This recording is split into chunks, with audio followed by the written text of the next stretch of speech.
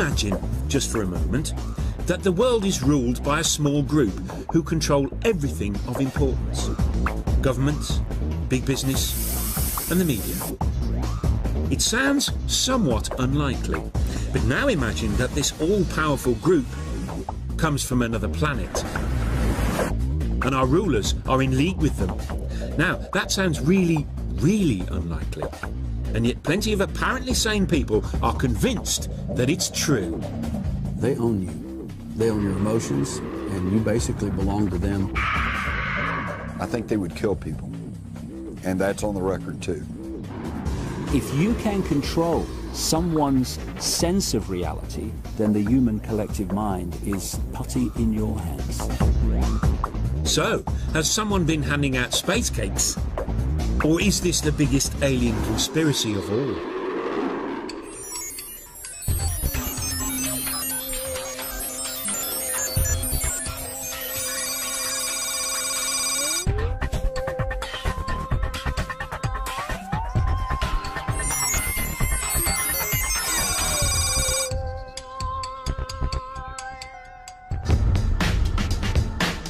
July the 16th, 1945, the day the atom bomb exploded. Everyone agrees this was an historic day, but some people believe it was also the day an alien conspiracy to take over our planet began.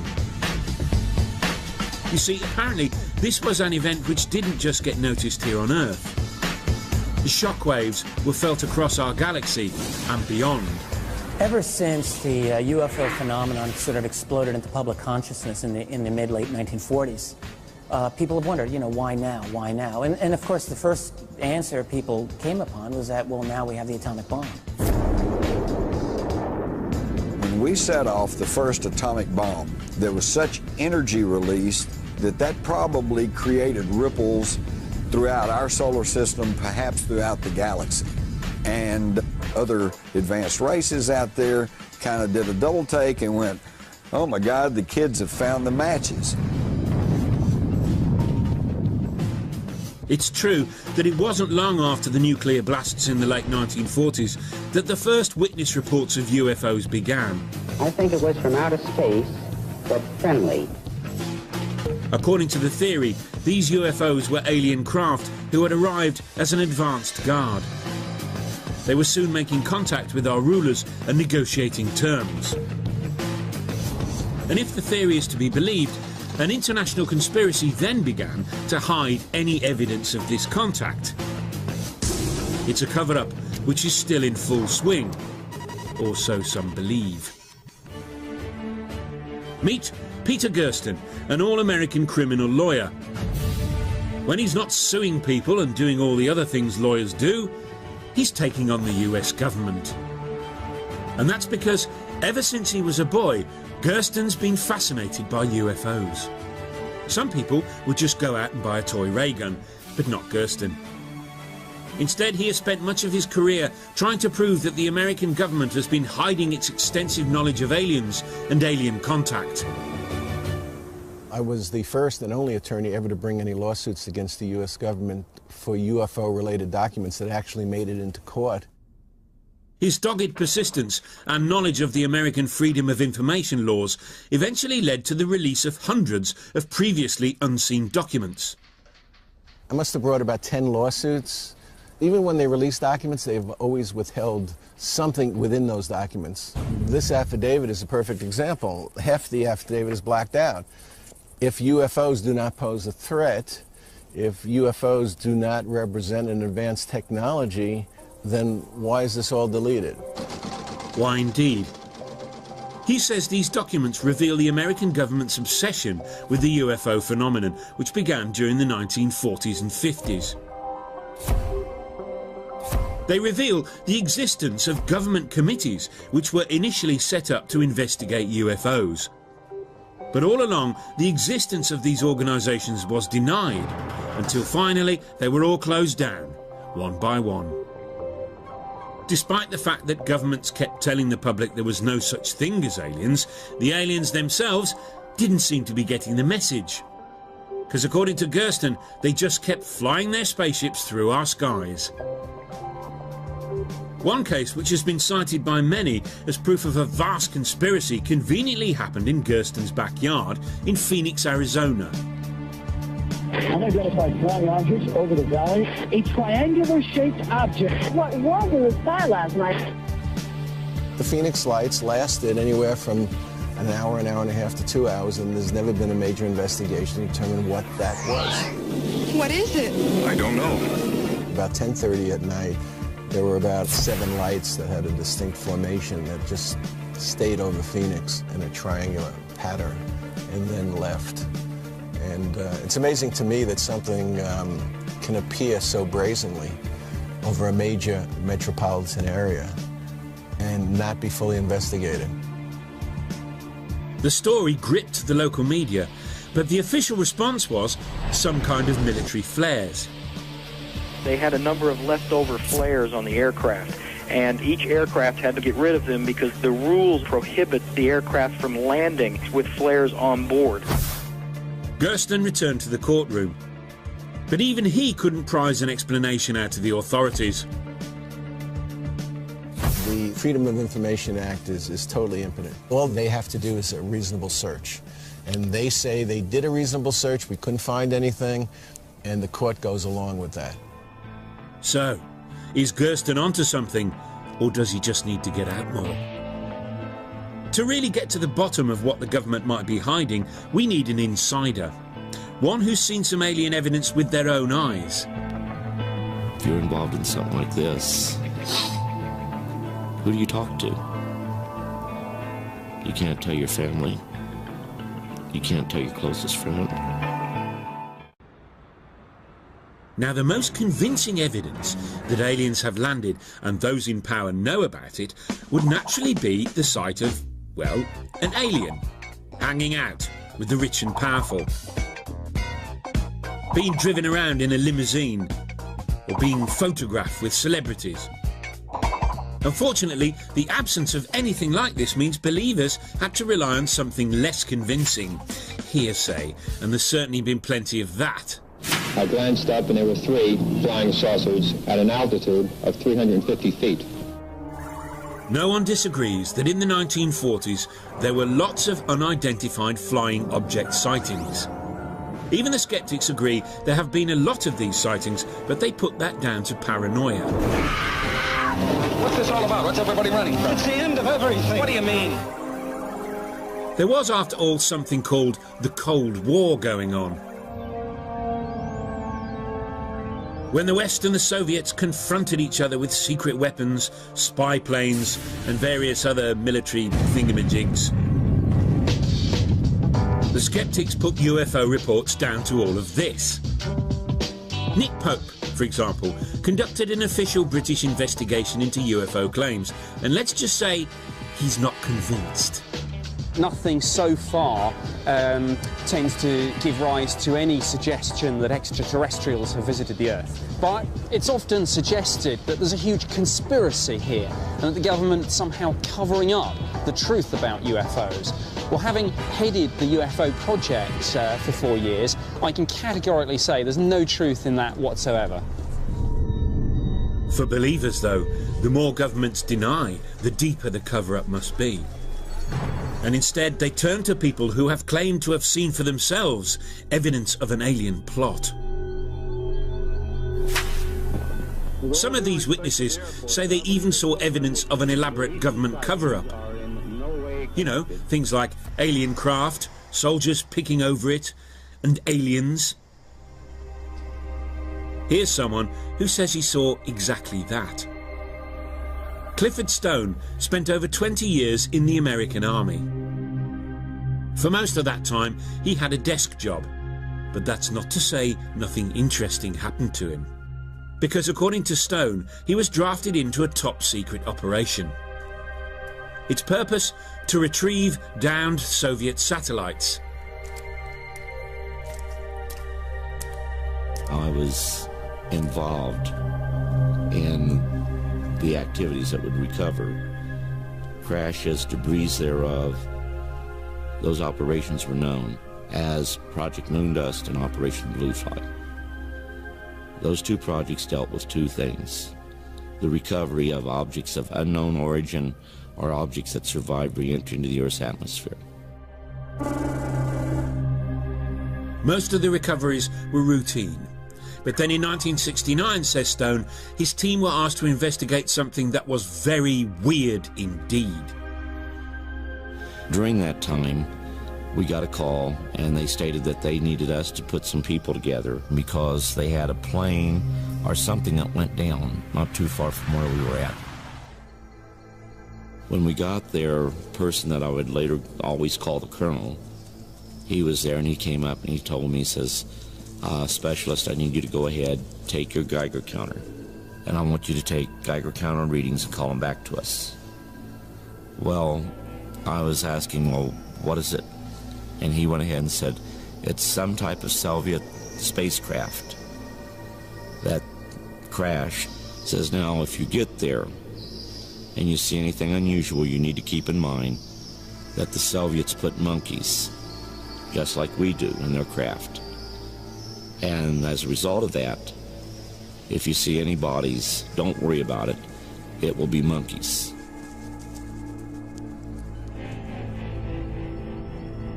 This was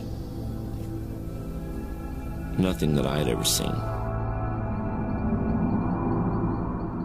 I knew it wasn't our craft. I knew it wasn't the Soviet craft. As soon as I got to the place where I could look down, I could see where there was a little kidney-shaped door that opened on the side, and I saw one of the creatures lying out there. I went ahead and told him I needed an officer. I needed an officer to come up there, that this wasn't right. I also said, this is no damn monkey. Ever since he left the army, Stone says he's been trying to get the American government to admit to what he says he saw. The Defense Department, though, are still refusing to corroborate his story. Whatever the truth, he does seem to believe passionately in what he's saying. But it's worth remembering that people claim to have seen an awful lot of strange things. Take, for example, the family in Slovakia in 1990 who claimed to have been visited by the Virgin Mary. Or the hundreds of worshippers at a Hindu temple in the UK who swore they saw a statue drinking milk. And in Michigan, dozens of folks said they'd seen weird demonic children with melons for heads. Belief. It's a funny thing. But if by some chance Clifford Stone is telling the truth, it raises an obvious question. Why, oh why, would governments hide their encounters with aliens? What have they got to gain? Some people think the answer lies in technology, and we're not talking ringtones. Richard Dolan is a writer who has been investigating government conspiracies for over 10 years. Whether you believe that the UFOs are ours or alien, there's certainly something that's showing non-fossil fuel related transport. You know, I've spoken to hundreds of people who've said, yeah, this object stopped over my head and took off like a bullet, silently. Well, this is not 100-octane petroleum here. This is something far beyond. So the question is, what is it? So if alien craft are using some advanced technology we don't know about, what might it be? We were hoping you'd ask. Tom Vallone is one of a small band of scientists working on various theories that could explain how alien craft travel, if indeed they do, intergalactically. The flying saucers travel thousands of miles in seconds. Vallone believes aliens can travel light years through space because they've come up with a source of energy that never runs out. Which means it's a lot cheaper and more reliable than the stuff you'd find on your local forecourt. Cool. We couldn't possibly imagine that UFOs would be burning rocket fuel. You can't even get to Mars today with rocket fuel. So we have to accept the fact that if there are vehicles that can travel interplanetary and perhaps interstellar, they have to use an onboard fuel source that is converting ambient energy or have such a concentrated form of energy that it can survive over light years of travel. Right. And how might they do that? The current UFO research points to many different technologies that can be used for free energy and what we call anti-gravity propulsion. Solving the problem of anti-gravity has flummoxed the greatest minds in physics, but Tom has spent many months locked in his garden shed trying to figure it out. He's even built a little replica UFO. One UFO contactee reported a disk the size of the UFO that had magnets on the outer edge. And so here we actually have a disk that has magnets on the outer edge that perhaps may be powered by some means that involve permanent magnets or some arrangement of permanent magnets. According to Vallone, the separate halves of UFOs might contra-rotate to create energy that can be harnessed to power the spaceship. The beauty of this energy is that it comes out of nowhere. You don't need to do anything so last century as actually burn fuel. In fact, it's like you're creating it out of thin air. You can see why Tom is still puzzling over it, can't you?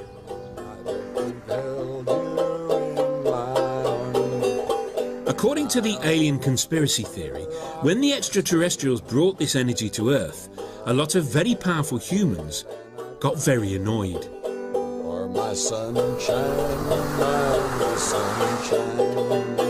Some people, like journalist Jim Mars, think those in power didn't want such limitless energy to become widely available. The spoil sports. Please don't take my sunshine away. Think of the ramifications. If a whole new energy technology was to come along that would just overnight replace gas and oil, the oil industry would collapse, the Middle East would collapse, the whole car industry would collapse. You know, I mean, it would be a severe upheaval in our society. In a world economy dominated by oil, Mars says this new kind of new energy would undermine powerful business interests. See, these folks, they don't care if we know there's aliens out there. What they care about is if we know there's aliens, then we know there's alternative technologies, and this could upset their monopolies. But Mars goes even further. He says the government and the powers that be started covering all this up even before the 1940s.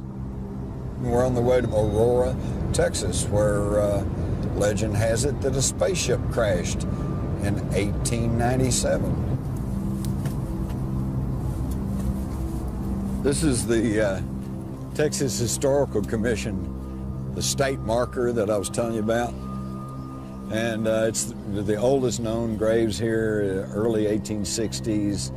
This site's also well known because of the legend that a spaceship crashed nearby in 1897, and the pilot killed in the crash was buried here.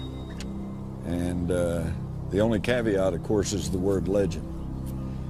Okay, right up here under this oak tree is where the grave site is, but there's no marker, so I guess I'm one of the last people in the world to know precisely where the grave is. And now that you know, I guess you'll have to be killed. It was right here. Someone stole the marker back in 1973. We figured the government did it. And I have a reason to believe that's true because not too long back I met a woman who grew up around here by this cemetery, and she said that she had encountered federal officers in this cemetery, and I said, oh yeah, that was probably back in 73, and she said, no, this is back in the 50s when I was a little girl.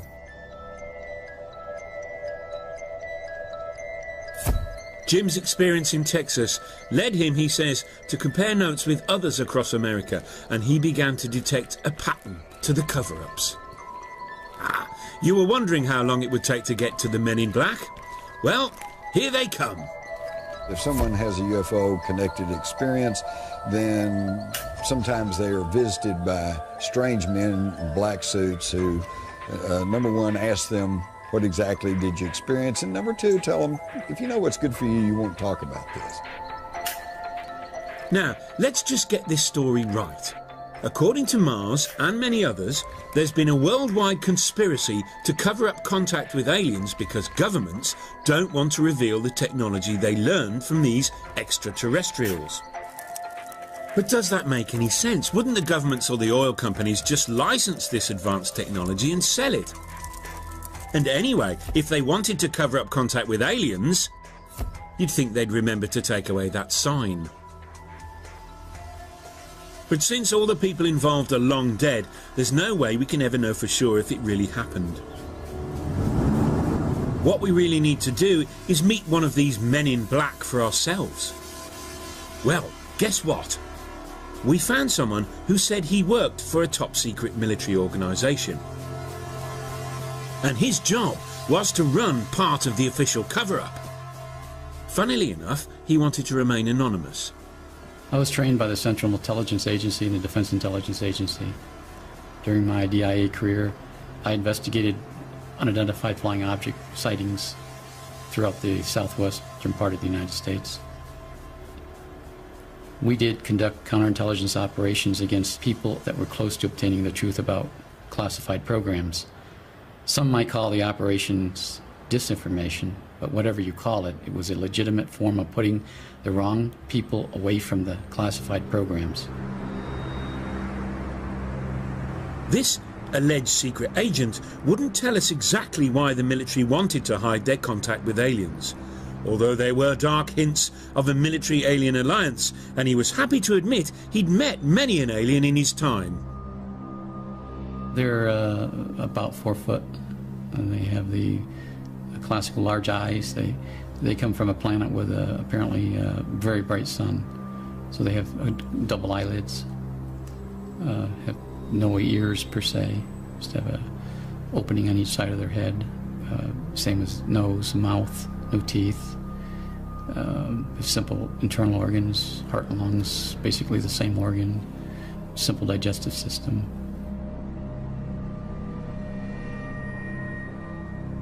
I'm not going to discuss that. There's a lot of information I wish I didn't know. So there you go, a secret agent who positively wanted to be interviewed. He refused to give us any evidence to back up his claims, and we couldn't find any either. But if he did what he says he did, how does he sleep at night? I don't have any problem with my conscience, no. Everything I did in a government service, the disinformation in this area, was all legitimate.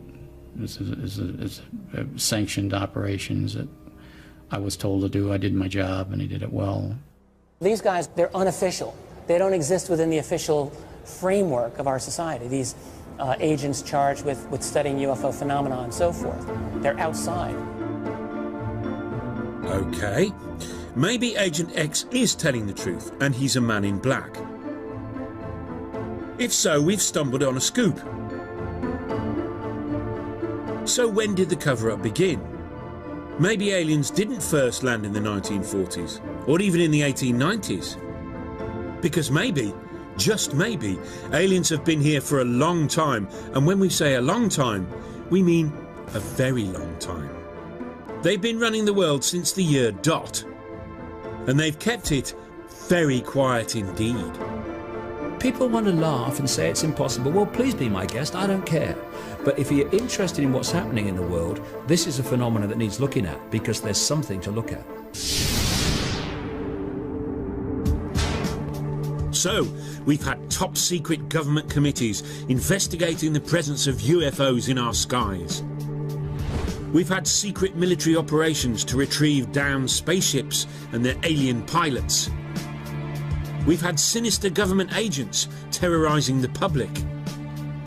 But in terms of a conspiracy, this is just the tip of the alien iceberg.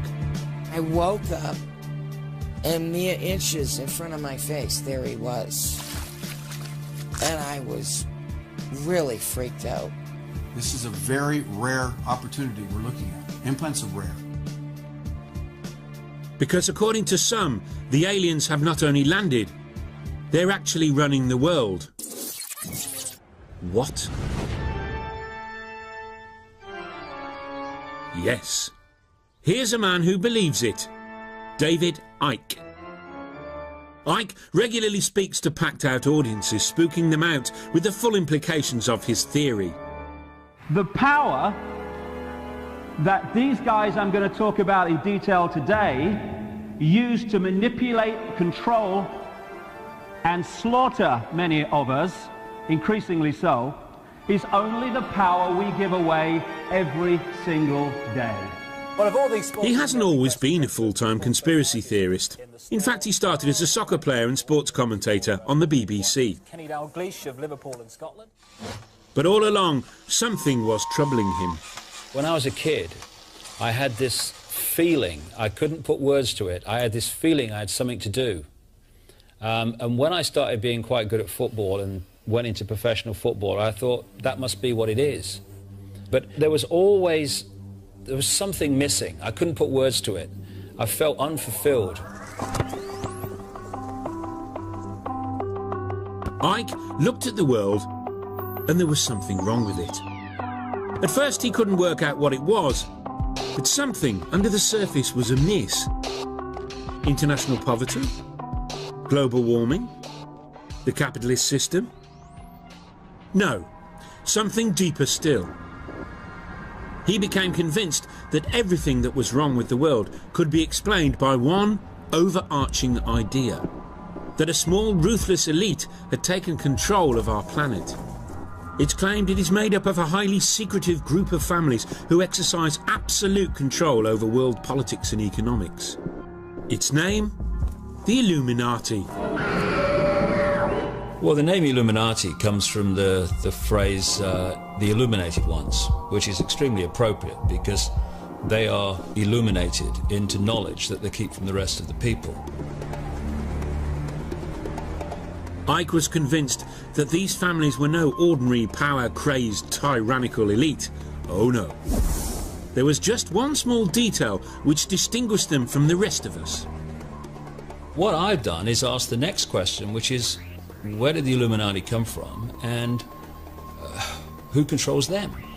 And you go back into thousands of years BC and you start to pick up another common theme, which is of interbreeding between humans and a non-human race.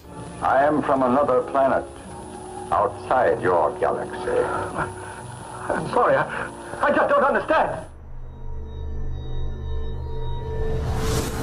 Ike claims thousands of years ago aliens arrived on Earth and probably interbred with the leading families of ancient primitive societies, creating alien-human hybrids. These hybrids and their descendants control the planet and everything on it. And if that wasn't scary enough, Ike says that they live in disguise amongst us, they live for hundreds of years, and they eat human flesh. Nobody's perfect.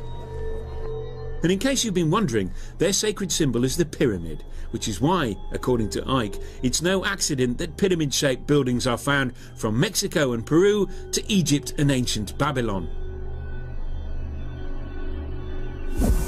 And how do we know about these guys? Well, according to Ike, this most top secret of secret societies uses special codes to communicate, using their own sacred images of the pyramid. On the dollar bill, you have an ancient Illuminati symbol, which symbolizes perfectly what I'm talking about. It's the pyramid structure, and at the top you've got the all-seeing eye, the capstone of the pyramid, the illuminated ones, illuminated into knowledge they keep from the rest of the population. Now, quite why the most secretive beings on the planet use the least secretive place to communicate, no one seems to know. Such details haven't stopped David Icke selling thousands of books, although there has been criticism of his use of the word Illuminati. The same term was used in the past by right-wing extremists to describe a worldwide conspiracy run by Marxists, Freemasons and Jews. And some have claimed that he is just tapping into old extreme paranoias. So who are the alien-human hybrids, and how would we spot one if we saw it? Well, apparently they include George Bush, Tony Blair and even the Queen of England. And we thought she was just German. Apparently they are all descendants of the original alien hybrids. what you have, in effect, is the Illuminati families being the genetic representatives on this planet of these serpent gods. Serpents? Yes, the aliens who came down to Earth long, long ago didn't look like the Queen of England.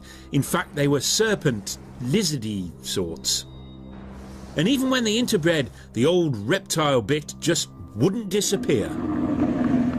Well, I think the answer to why reptiles is why not. It's just a form through which people express themselves, or entities, consciousness expresses themselves. The Illuminati cover up their reptilian nature with a human disguise. But occasionally, though, the effort of hiding their slithery selves becomes too much, and the mask drops. Let me see you as you really are. People find it difficult to perceive of a two-legged reptilian entity with what we would call an intelligent mind. But I have talked to hundreds and hundreds of people all over the world. I've been to more than 40 countries researching this, who have told me the same basic recurring story of seeing people, often in positions of power, but not always, change from a human into a reptilian form and then go back again. Sometimes it's for a few seconds, sometimes it's for longer. Icke's theory has turned him into a superstar in the conspiracy world. But some more mainstream ufologists are skeptical about his theories. Having worked in the fields of public relations and communication, I'm not sure that I'm going to win friends and influence people by calling the Queen Mother of England a 200-year-old reptilian cannibal. Whatever the truth, there's no doubt that Icke has tapped into something which people have often felt, the sense that their lives and their society are not under their control. But it's arguable whether those fears are calmed by imagining the world is run by lizards. Icke's theory that lizards are in control has had one notable effect. Whereas 20 or 30 years ago, alien sightings tended to be all about little green men, alien sighting stories have now begun to change. Now lizard sightings are all the rage. Mona Kempka, for example, is a fan of Icke. She's read all his books.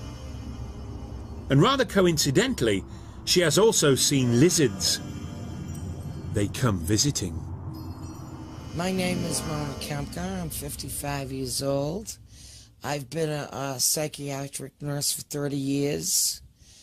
I've lived alone for the last 10 years. 12 years ago, Mona had her first reptilian experience. In 1994, a reptoid appeared in my living room. 6'3", thin waist, giant muscular legs. This being could kill 5 men with a swat. I was asleep because I worked the night shift. And I woke up, and mere inches in front of my face, there he was. And I was really freaked out. I stood up in my bed screaming. He appeared to me for 6 seconds, and I was standing up in my bed screaming, then he vanished. And I just sat down in my bed, and I started laughing hysterically. It wasn't because I thought it was funny. I was just hysterical. I didn't know who to call. I thought even my own mother would not believe this, you know. So what's going on? Has Mona seen a reptoid alien, or does she just think she has? Or did the books she read by Icke play their part? I mean, I don't believe everything I read. I take it all in and try to make my own decisions. But David Icke's on the money. And I don't even know David Icke. I'm just telling you, I'm glad this man is gaining momentum in this country. What would help convince the rest of us would be if Mona, or anyone, had found some physical evidence, say a bit of old lizard skin lying around. Sadly, there was none. But that doesn't mean to say that there isn't any physical evidence of aliens and their dastardly attempts to control the world. Well, not if you believe this man. He says he's found it. You cannot make claims of some strange entity in the midst of the night or in broad daylight in some cases actually came and abducted you and did various things and so on without there being physical evidence of those claims. Daryl Sims' day job is as a private investigator in Texas. But he has another string to his bow. He spent the last few years working with people he says have been implanted with alien probes. Just a normal, everyday sort of guy, then. Well, first of all, they're varied and very different. We found them in the eye, we found them in the feet, we found them as large as a walnut, an inch big, next to the heart of an abductee. I found them in all types of places, deep inside the brain, some of them as big as into your thumb, and then disappear within a year. What they are, that's a good question. What they're for, that's a good question as well. Sims says he has extracted many of these implants and even agreed to show us a film of him doing exactly that. What you're actually seeing here is Patricia under hypnotic anesthesia. She has been given a series of suggestions. Each time she will see her move and relax even greater. She's getting ready for the surgical intervention that will take place where the surgery will be done on the foot. Here they're making this incision. This is a very rare opportunity we're looking at. Implants are rare.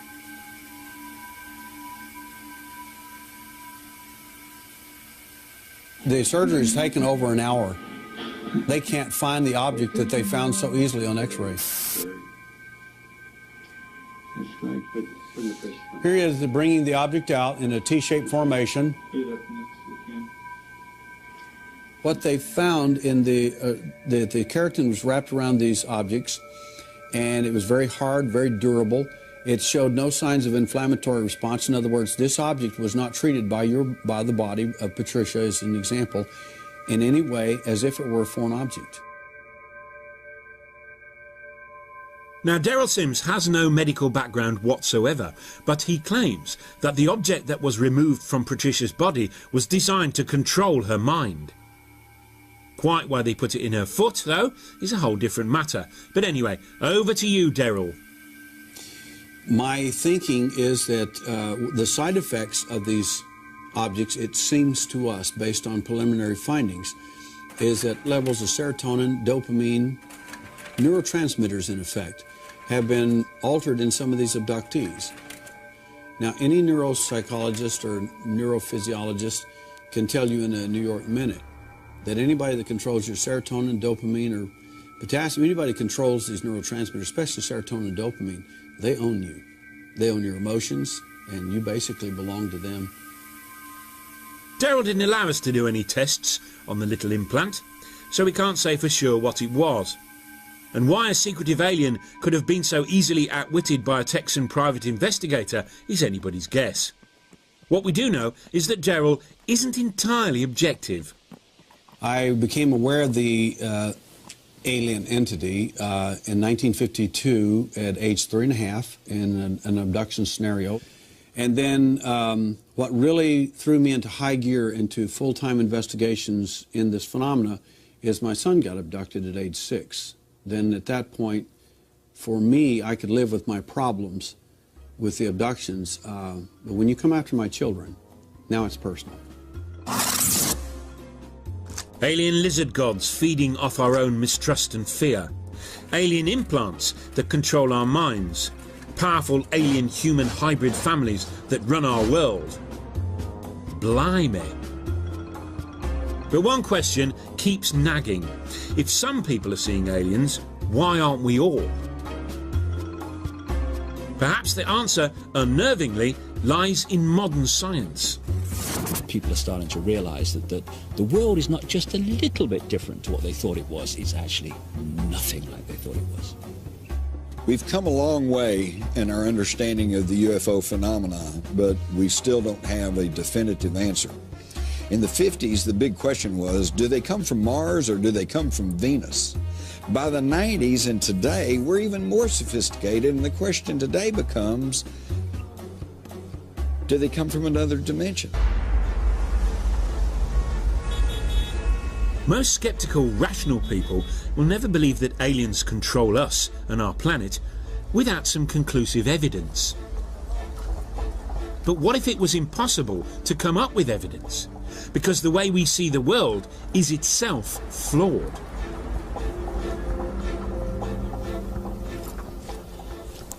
People ask me, understandably, if these reptilian and other entities exist, why don't we see them? Well, it's to do with frequency. For instance, if I turn this radio on, I can get a station. If I move the dial, suddenly I've got another radio station. Now, the one I've just moved from hasn't ceased to exist, ceased to broadcast. It's continuing to broadcast, but I'm not tuning into it anymore. And so what we are in this so-called physical reality is we're like radio sets that are tuned into a particular reality. These reptilian entities and others appear to have the knowledge of how to move between dimensions. We are invisible, Adam Penner. You cannot see us. That's very simply what's going on. It's not some great mystery. It's actually very, very simple. According to David Icke, the aliens have mastered some new technology which allows them to move from our visible world to mysterious, invisible dimensions. Convenient. Oh yes. But why stop there? It's equally possible to claim that a whole host of weird stuff is hiding out in hidden dimensions. Ghosts, werewolves, Elvis, and they'd all be impossible to disprove. Surely this must rank as the weirdest alien cover-up theory of all. Well, not quite. Nick Bostrom is Professor of Philosophy at Oxford University, which means he's been doing an awful lot of thinking, the brain box that he is. We know a lot about what's before our noses, but the big picture, people think they know, but they really don't. They just make it up. And Bostrom has been making up some cool theories of his own, and one of them's about aliens and computers. Now, 40 years ago, Earth computers looked like this. Today, they look like this. A tiny laptop now has more power than the biggest computers used to have. And our computers keep getting more powerful and quicker. Bostrom thinks, though, that all this is Stone Age compared to what alien computers can do. In fact, their computers might be so advanced that he thinks we might all be living in them. Just like the Matrix. So one of the things that a technologically mature civilization would have is enormous amounts of computing power. By using a millionth of its computing power for only 1 second, they can create a simulation of all human minds that have ever lived. And according to Bostrom, maybe virtual reality simulations would be so convincing that we might actually be living in one. So could we all be trapped in an alien PlayStation? We are almost certainly living in a computer simulation, meaning that all this world that we see around us, everything we experience and everything we do takes place in a virtual simulated reality that is implemented and running on a computer built by some technologically extremely advanced civilization. I have come to feel that we live in a kind of matrix-like world. The question is, how far does this simulation go? I don't trust anything in this reality. I think it's an illusion. It's a holographic reality. It's the product of somebody's technology or something's technology. So anything is possible. So there we go. For a century or more, people worried that aliens might leave their own planet and come and conquer ours. This fear spawned a series of elaborate conspiracy theories. Some involving the military, some involving a government cover-up.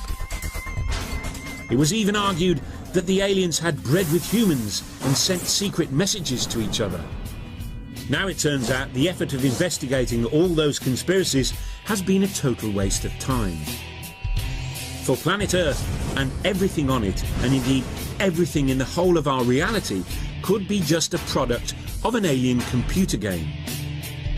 They didn't need to travel here to take us over. They got us to travel to them. So smile.